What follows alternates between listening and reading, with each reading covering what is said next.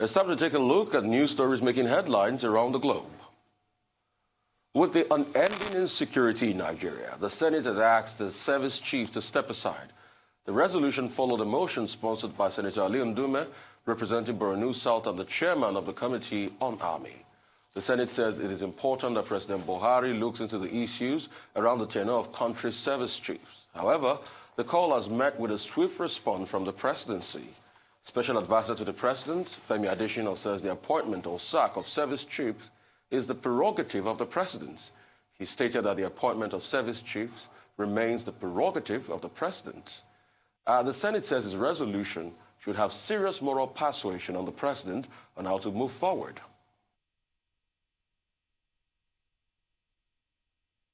As to the legal status of our resolution, yes, it is advisory on the executive. And I think what I can say is that an advice by elected parliament ought not to be taken with levity, even though it does not have legal binding effect.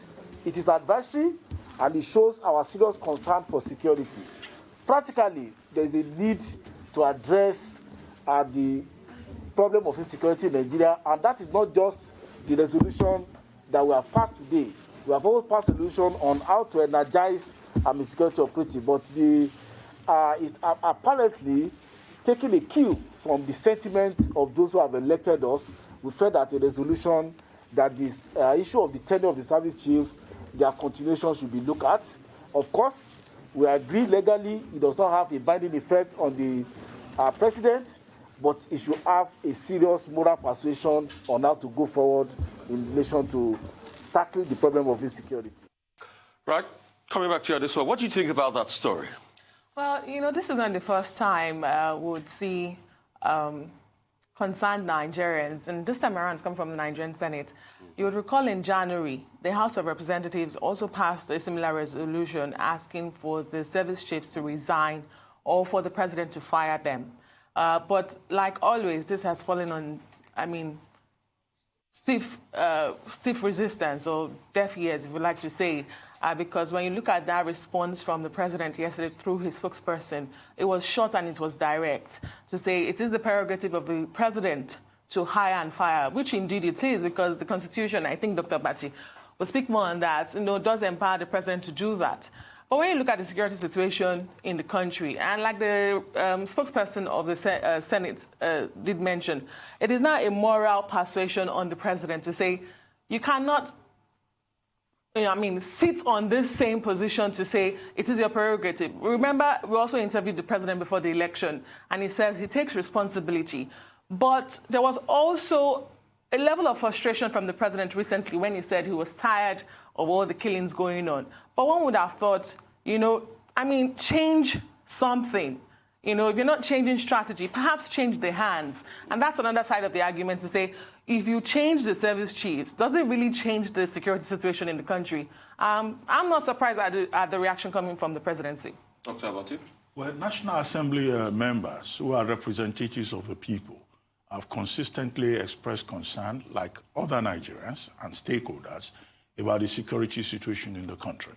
A situation whereby, rather than see a reduction in the security challenges, what we've been witnessing is an escalation and also, an increase in terms of the viciousness of the criminals who are holding the state to ransom. We have seen situations where even soldiers at the battlefield have been ambushed by terrorists, and our soldiers appear to be helpless. And this happens on a regular basis. The more embarrassing one was recently when 256 soldiers decided to say that, look, they were disengaging from the army because they have lost interest. And that loss, and of course, we've had the ugly spectacle of some soldiers, including Major Generals. You remember the famous case of Major General Olusegun Adeniyi, who was leading the Operation Lafiya Dole, even criticizing the military hierarchy. So the concern expressed by the Senate is, of course, something that Nigerians can identify with. Yes. But Senator Bashiru, Ajibola Bashiru, he made a point that needed to be made, that what they're saying is just a piece of advice, because a resolution is not binding on the president. because it's just an expression of an opinion or of concern. The value is just that of debate or its advisory value. Because the Constitution is very clear with regard to the separation of powers. Under Section 4, the legislature's assignment is to make laws for order, peace, and good governance. Now, dictating appointments or giving suggestions as to how executive programs can be carried out is not part of their function. And that is why the presidency was very quick in putting its feet down, because executive functions are covered under Section 5 of the 1999 Constitution. Legislative judicial function in Section 6. So if they insist on exercising executive powers, they will be violating the doctrine of the separation of powers. That's the position with regard to the Senate. The House of Reps has also been intervening with regard to the 774,000 jobs. Yes. And I think they too passed a resolution yesterday saying that the president needs to take a look at the implementation of that particular scheme. Right? They also passed a resolution. It's not binding on the president. And when they get angry and say, look, the president is recognizing the Minister of State for employment and productivity. Well, the Minister of State is an appointee of the president, and the president can delegate responsibilities to him as he deems fit. Now, what the National Assembly can do is oversight. That's provided for, in the same sense in which they do not appoint the Inspector General of Police, but under Section 215 subsection 2 of the Constitution, they can confirm that it's only the president that can appoint either the Inspector General of Police or any of the other service chiefs. So it's like the word you normally use, Dr. Abati, it's at the pleasure of the president. Yes. Those positions are the pleasure of the president. Under Section 5. So the president can choose to say, I will keep the service chiefs or I will not keep the service chiefs. But the president is also serving at the pleasure of Nigerians. He was elected to serve Nigerians. But and if Nigerians are dying by the day... Like Doctor pointed out, Section 5 and Section 6, separation of powers, executive power, Section 5, Section 6, legislative power. The legislature can say... Section 4 is legislative. Section 6 is judicial. Judicial power. Yeah. So the president can say, yeah, these are resolutions. I've heard Nigerians. Yeah. But it is for me to decide what to do as regards this. That is and he knows what is going on. I think it was under Harry Truman, we always hear the word, the buck stops here. Yeah. The buck stops with the presidency. The buck about insurgency and insecurity in the Northeast stops with the presidency. So he's seen this, and let's just say the National Assembly has become a barometer of the nation as regards, what should be done. But it still falls on the president, and we're waiting on the president. He makes a decision. He might decide to go with the service chiefs and still keep the strategy. It's at the pleasure of the president himself, having read the Riot Act to these same service chiefs when he had the last meeting with them. Nigerians will also expect that he will act on the basis of that. And it is important for the president to listen to the opinion of the people, because public opinion is supposed to be a major pillar of the democratic process. It's not something they can just discount on the basis of the fact that the Constitution has given him almost monarchical powers with regard to executive responsibilities. And like something we always say, the president is not seeking a re-election after this. Yeah. All he has and will have will be his legacy. He's seeking legacy. His legacy. And security is one of his cardinal promises to Nigerians, one out of the three. So really, it's on the onus of the president to do something. I mean, there are many sides to this. I mean, somebody would react to what Major General Rufai said recently about kidnapping being an age-long problem in Nigeria. That it has been around. That if we want to end insecurity, Nigerians must rise up and the likes. And we've had other comments here, but the most important thing is it still falls back on the president to make that decision, to make that call, as regards service chiefs, as regards how we're faring, as regards the war on insurgency. So let's wait for that. That's all on the news headline. We'll take a short break now and we'll return. When we return, we'll have the trio of Rotus, Michael, and Aaron Akerjula to give us updates on Africa, global business, and COVID-19. Stay with us.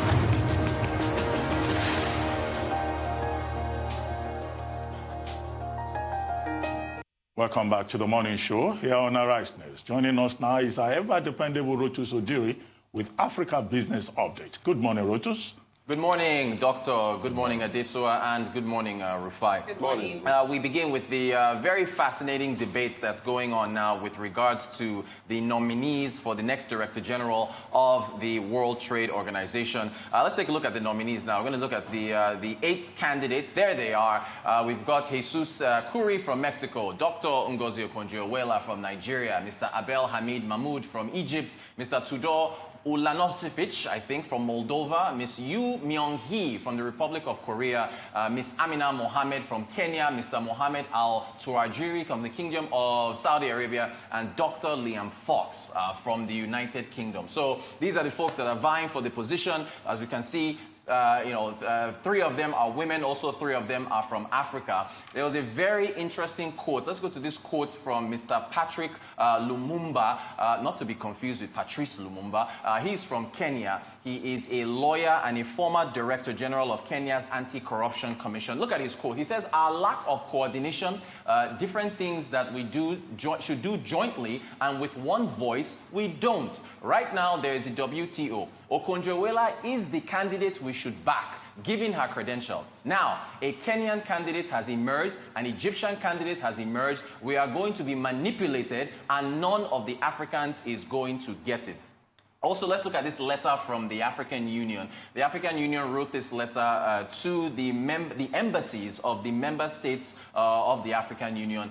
They stated in the letter that the Commission of the African Union was supposed to come together and have a meeting to deliberate on who the African Union would nominate as the nominee, for the Director General position. But they said that on 3 occasions, July the 2nd, July the 10th, July the 15th, circumstances beyond their control did not allow them to come together and deliberate. So as it stands, the African Union is not nominating anyone for the position of Director General for the World Trade Organization. It's been said that this is a convenient excuse to remain neutral, and I think that that's an understandable excuse, because it's the African Union. You don't want to now come out and endorse one person over another and now cause a rancor within the membership. But if we go back to what Patrick Lumumba is saying, here's the debate. He's saying we should all come together as one African voice and support one candidate. Mind you, he's from Kenya. He's from Kenya, and he is supporting Dr. Ngozi Okonjo-Iweala based on her superior credentials to his candidate from his country, Amina Mohammed, who's a former trade minister.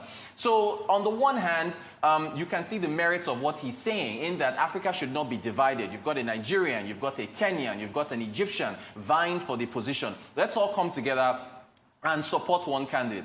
On the other hand, the other argument that's been put forward is that, look, why don't you allow the diversification, or rather the diverse display of expertise on the African continent to be put forward, in that there should be a robust challenge from Africa, because it's a diverse country. We don't like being referred to as a country in Africa. We're a continent, over 50 countries with a $1.3, $1.4 trillion GDP. And so the diversity of expertise should be allowed to shine.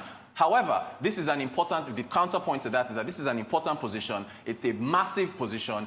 Let us put aside diversity of expertise. Let us focus on the one candidate who has the best credentials. Now, am I saying this? Am I supporting what he's saying because I'm a Nigerian and there's an implicit bias for me to support Dr. Ngozi Okonjo-Iweala? If we reverse this and say Amina Mohammed had the credentials of Dr. Ngozi Okonjo-Iweala and she had the superior credentials, and Wole Soyinka came out and said, you know what, I'm supporting Amina Mohammed of Kenya because she has superior credentials over Dr. Okonjo-Iweala, would I support what he was saying? So I think it's a very fascinating debate with what's been going on with regards to the position, and we will see how things turn out on that front.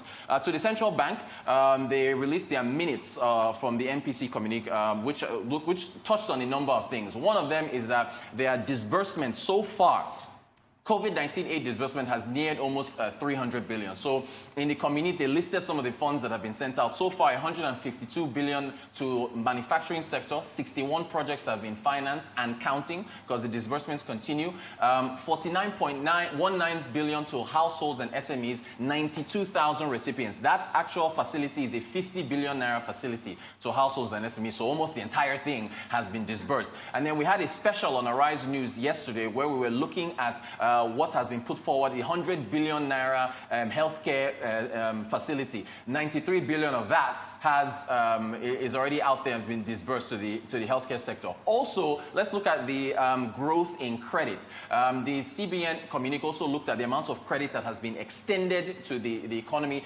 7.47% growth as at the end of May 2020. It was higher than what we saw in June. 5.16% growth in credit. Total gross credit in May, 15.56 trillion. It's now risen to 18.9 trillion in June. The central bank credits the loan to deposit ratio push for banks to loan more to the real sector. If you look at the sectors that have benefited the most from this, they listed manufacturing, they listed consumer credits, they listed general commerce, ICT, and agriculture. Finally, in Kenya, mentioning Kenya again, it's been noticed that the exchange rate to the dollar is fallen to a new low. It's depreciated by about 7% so far from January, but it's now at 107 Kenyan shillings to the US dollar. Why is that? Corporations looks like they've been stockpiling on dollars. Reserves have fallen in Kenya, and the exchange rate is facing weakness. We've got a quote here from Mr. Ogutu, who is a research analyst, Churchill Ogutu, a research analyst in Kenya at Genghis Capital. He said some of the corporates were stockpiling dollars to be able to pay dividends to foreign investors. The increase in dollar demand is temporary, and pressure on the shilling should ease as companies complete their payouts. Kind of mirrors what's going on in Nigeria, if you will, in that the pressure, what the CBN has been saying is that it's temporary and it will ease, and they'll be able to meet the backlog of FX here in Nigeria. So that's what's going on in Africa. I'd love to hear your comments on what you think on the debates. Great one. In fact, while you broke that story, I just texted Professor Lumumba, and he reiterated it. He said she's the best candidate. And that's the stance I want us to take in Africa and look at things very critically. Ngozi Okonjo-Iweala has come out to say she's happy, the more the merrier. But the truth is, I believe if we have a consolidated front, we can get this in Africa if everybody comes together. Because let's not forget, despite the fact that she says the more the merrier here, those people will split our votes in Africa. So votes of the Egyptian and votes of the Kenyan. Sorry, it's by consensus, not actually by vote. It's a consensus decision. Yeah, so it's a consensus decision. Right, so those people will still take attention your point, away from the candidate, because some people will have them in their consideration. And that's what we should look at critically here, because I believe Africa needs to get this. It is so sad, because this is an opportunity for Africa to enhance its chances, its opportunity to get that job, because as we know, no African has held that top position. And it's really sad. I think that chance was blown early in the race, where we saw the Egyptian candidate, throwing tantrums all about this situation. We saw Benin Republic, withdrawing its candidate to support Nigeria. That was good. We need to see more of that. I wonder if it's not too late. Well, thank you very much. Thank you very much. Your point is well taken, Adesuwa. Thank you, Thank you very much. Thank you. We'll see you tomorrow morning. Let's move on. Yes, and moving on to more business update now. Michael Wilson joins us from London. Hello, Michael. Good morning. Good morning. Good morning. Good morning, everyone. I'll take you to emerging Asian currencies, first of all. And the reason for that is that there's a great deal of unease in the United States about where the pandemic's actually going and whether there'll be a need for another stimulus program. And that's actually denting the dollar. So the Taiwanese dollar, the South Korea's won, each rose for the fourth straight session. Taiwan's currency on track for its best day in almost 3 months. The Indonesian rupiah and the Thai baht also posted modest gains. As far as equities are concerned, a continuing story of equity rising in China. We had that yesterday, once again boosted by these market reforms that Beijing's been talking about, and also this kind of relief that the policy is not tightening in the way that it was. Now, Europe, let's do this. So a fairly solid session yesterday. The DAX hitting a new, that's the German exchange, the German out of the bourse in Germany, hitting a 5-month high, but that actually didn't continue, and basically it sort of putted out that kind of increase throughout the day, as well as the DAX. That's the bourse in Frankfurt, yeah, sure. And I think that was mainly because there was a lot of optimism that came out as a result of the eventual agreement on a new EU budget and the pandemic recovery programme and so on. the nuts and bolts of this, I think, are going to be really interesting, because whilst there is a total amount, as we talked about yesterday, how it'll actually be distributed amongst countries is very, very different indeed. And also people will be very, very interested to find out how this money is actually going to be spent. But now, is it going to be a one-off? The Netherlands Prime Minister, Mark Rutte, said it was a one-off. I have to say that observers here are saying there's no such thing as a one-off as far as Europe's concerned. Once something is seen to have happened, it may well happen again.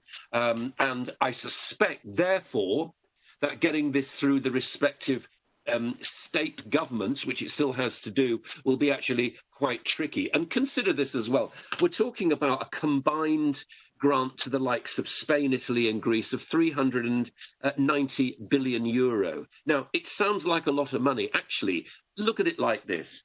Germany itself gave €1 trillion to its own package, and nothing to do with the EU. This is Germany itself. So that's basically, somebody was saying to me yesterday, it's a bit like flipping a coin into a begging bowl, quite honestly, because it's such a tiny amount. But we'll see. US markets off their intraday highs yesterday. I spoke about maybe a new coronavirus stimulus package.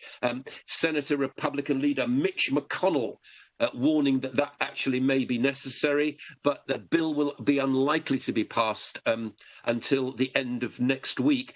Donald Trump, now here's a change of, this is an interesting one, a change of tone from him in his press conference, not the normal perambulation and the freewheeling speech that he gives, but actually sympathetic to American problems, quite an organised speech with data points and facts and figures and so on. And that, I think, is going to suit him quite well. And he is, of course, warning that this pandemic in the United States is far from over. His Secretary of State, Mike Pompeo, was in London yesterday.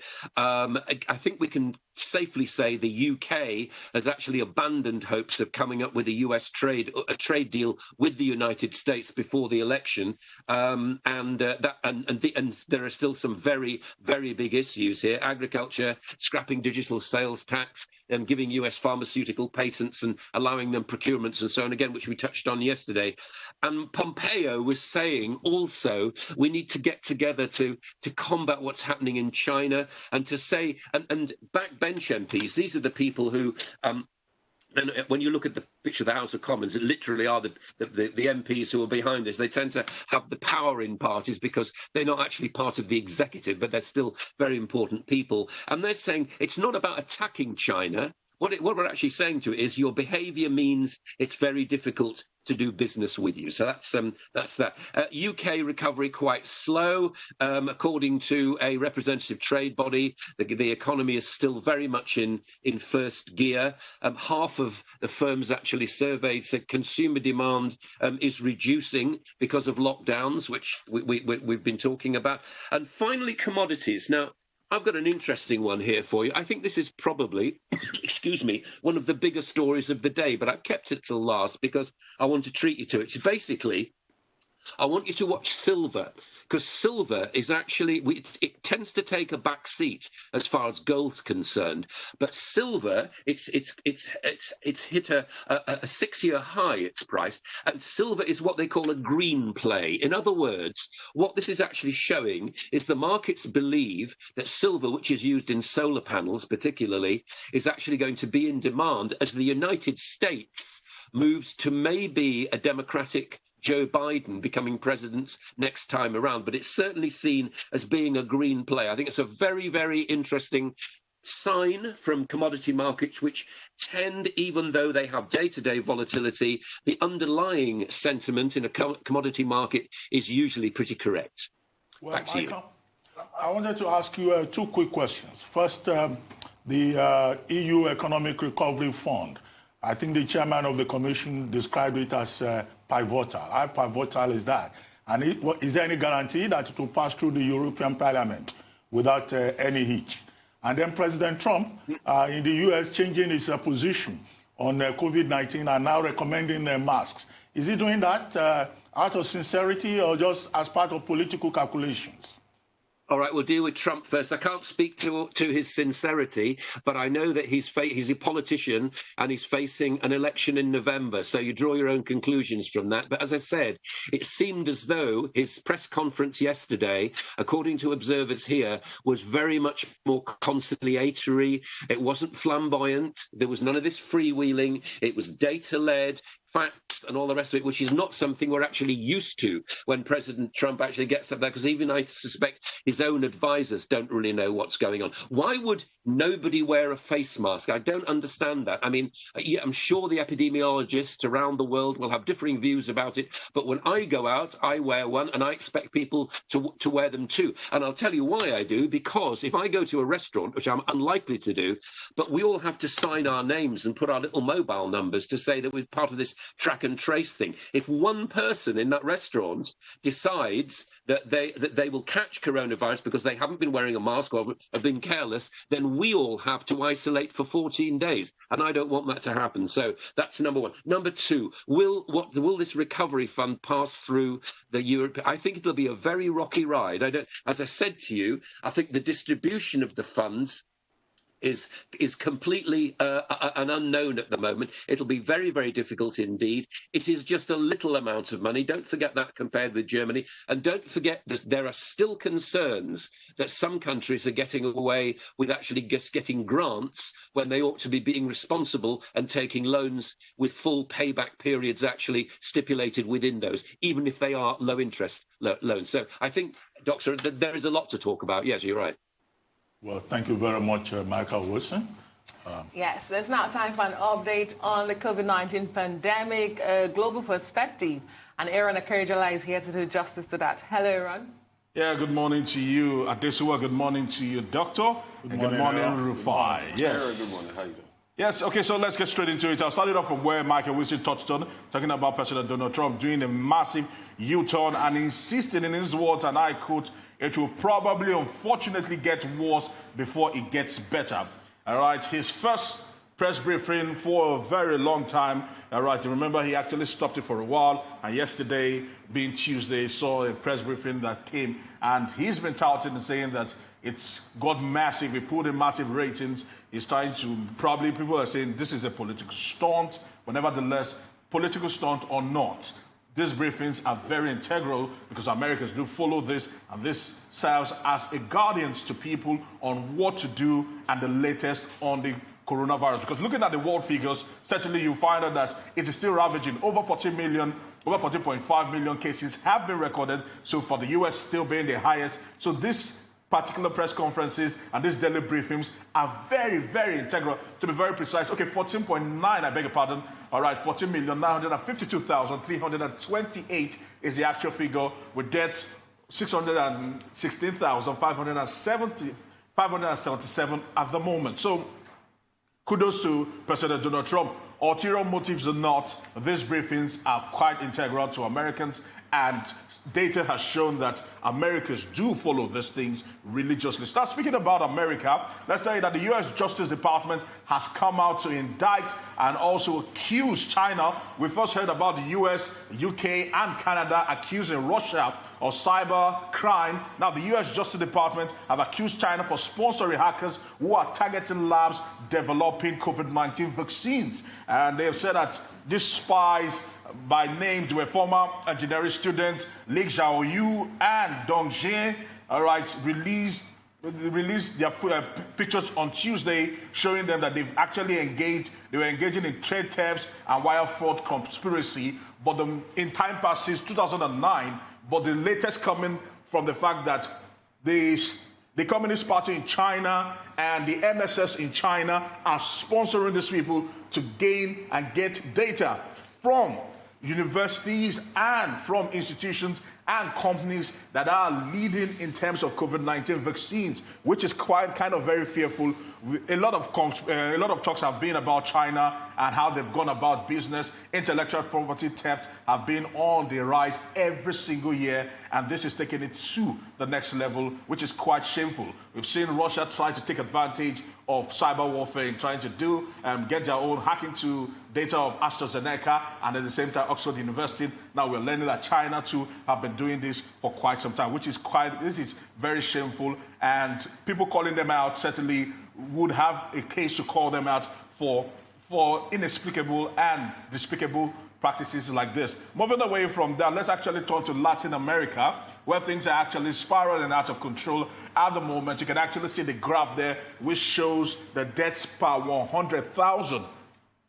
All over Latin America, we are seeing things really, really take a turn for the worse. And it is quite frightening, understanding that Brazil alone has over 2 million confirmed cases. You can see the darkness shows the level of intensity and the spread of the virus in that particular region. Moving into the next graph actually just gives us an insight to what is happening in the Latin Americas. And when you look at the Americas, Brazil, Mexico, Peru, you find out that the number of deaths per day are on the rise, while places like Italy, where the epicenter was previously, France, the UK, they've flattened the curve, and you can see the death rates dropping drastically as against Brazil, which is still on the rise, Mexico, which is still on the rise, and Peru also, not forgetting the likes of Uruguay, not forgetting some other key places in that particular region.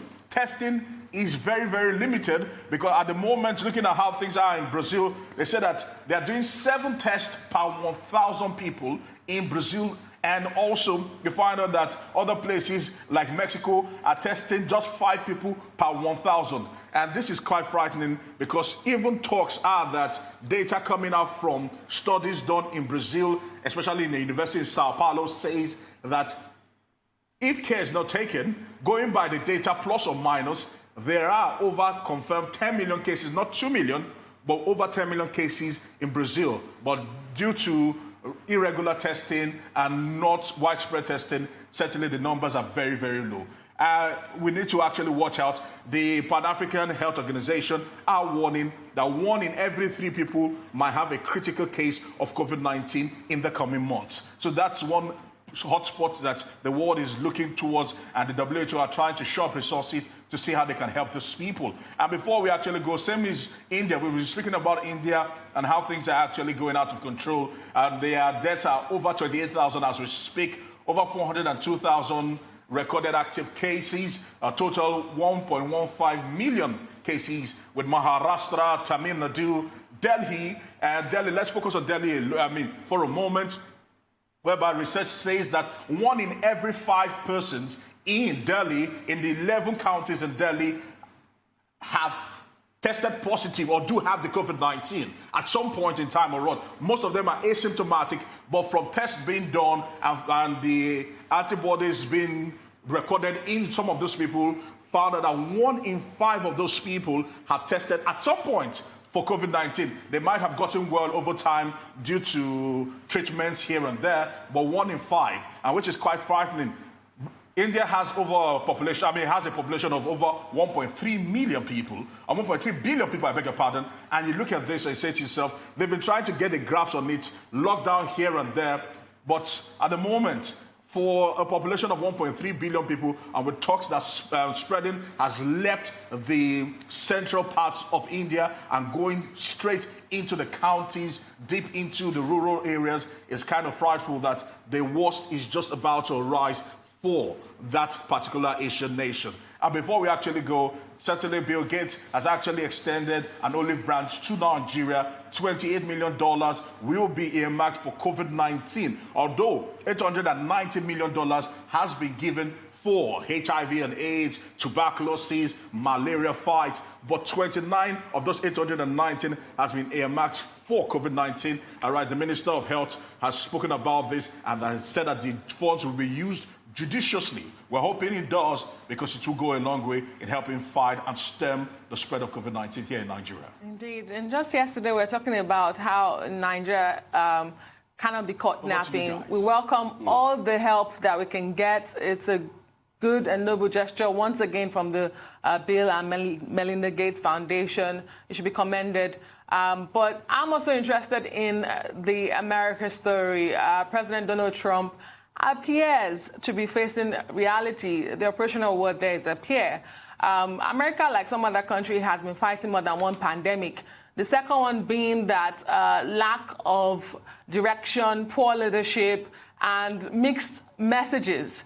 So for a president who faces dire poll numbers at the moment, a surge in those infection numbers, I think that America probably, has woken up from slumber. It is what the country does going forward from here. Well, it may be too optimistic to say that President Trump has woken up from his slumber with regard to COVID-19, because you never know. Yeah. The press briefings on COVID-19 won't be on a daily basis, as was the case in April. It will be done a few times during the week. But I hope his handlers will be able to do their job, considering the fact also that, look, the communications team in the White House is divided, because they know that with President Trump, you really cannot predict anything. But, of course, it's good to see him, having some kind of moment of anagnorisis, awareness about the importance of masks and the need to take, non-pharmaceutical precautions. As for Delhi, that you referred to, I think there is a lesson that maybe Nigeria and other African countries can learn from what they've done there.